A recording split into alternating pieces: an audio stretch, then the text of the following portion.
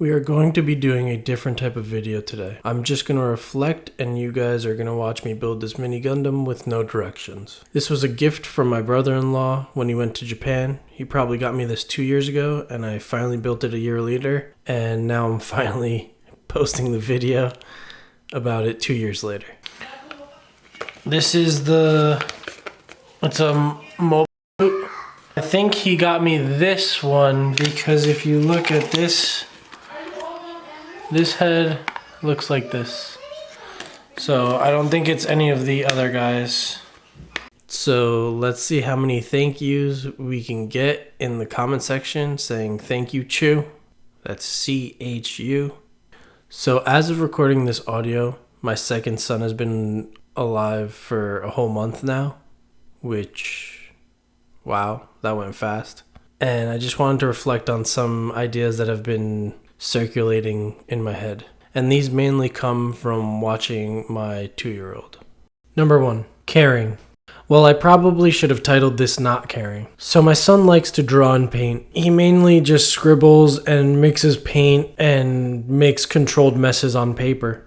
When you see this kid pick up the marker, brush, pencil, whatever tool he's using, he picks it up with confidence, and when that tool hits the paper, care goes right out the window. And you can just see there is no worry for what anyone else says about it. He truly is just focused on completely expressing himself, and I think that's the purest form of self-expression.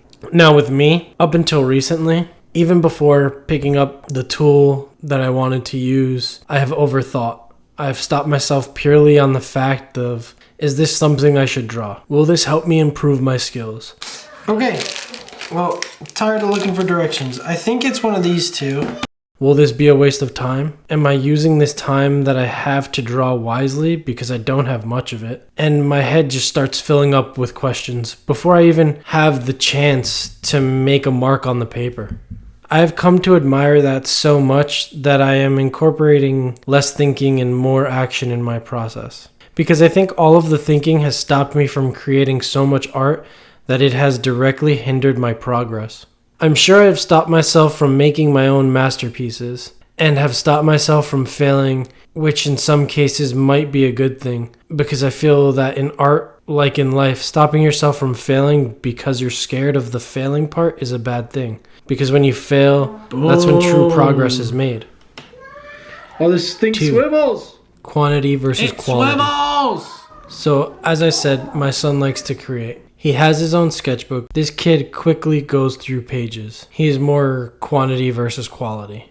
And sometimes makes 3 or 4 marks on a paper and then he wants to move on to the next page. I try and push him to do more because I'm thinking you're wasting paper. And I say, hey, there's a lot of empty space here. Don't you want to just keep going on this paper? But usually he just kind of says he's all done and wants a new page. Now maybe this falls in with the lack of caring, but I have started to think there's something more to it. Like this YouTuber/entrepreneur that I follow, his name's Alex Hormozi. He says, do something so much that you can't not be good at it. Which reminds me of what the artist Scott Christian Sava, hope I said his name right, said, having bad drawings is inevitable. But the more you do it, the less bad drawings you'll have. So just get the bad ones out of the way fast. This is still something I'm trying to incorporate in my art process.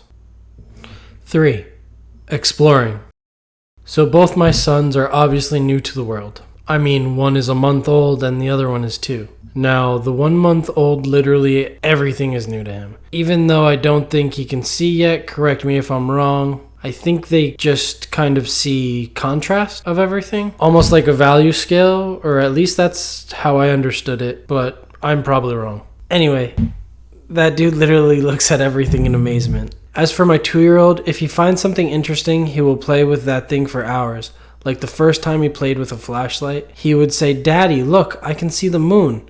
As he's pointing the flashlight at the ceiling or the floor, he would play with this flashlight for a good while, trying to figure out how pressing a button would make the moon appear. Looking at it from different angles, shining it on different things, from different distances, just trying to figure out how it worked. Now, there's an artist I regularly watched named Rodgon. As he was streaming one day, he challenged the viewers to do one drawing a day of ordinary objects, but to draw as if you were an alien in this world. So take a pen, for example. He would draw the pen, break it down almost like a structural schematic or diagram, down to talking about if you push it on different surfaces, there's a liquid that would come out and leave a mark. He said just by doing that every day for a month, you will improve drawing because you're breaking down everything and looking at its function, and you will just be a better drawer from life. Which reminds me of a show my 3-year-old nephew watches more than my son.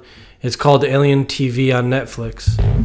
And to my knowledge, I don't think there's any words in it, but it's just literally 3 or 4 aliens that have landed on Earth. They literally are just walking around with a tablet, taking pictures of things and trying to describe what they do. It's funny because some things are taken out of context because they literally don't know what it is to show their home planet. Anyway, I've gone into a rant. And I feel like that would be a fun and whimsical sketchbook of everyday things to create, to incorporate that lesson into my art process. And that's all I have for you. Those are my 3 things that I've learned from my little humans that I thought would push my art in the right direction towards my goal of becoming a full-time artist.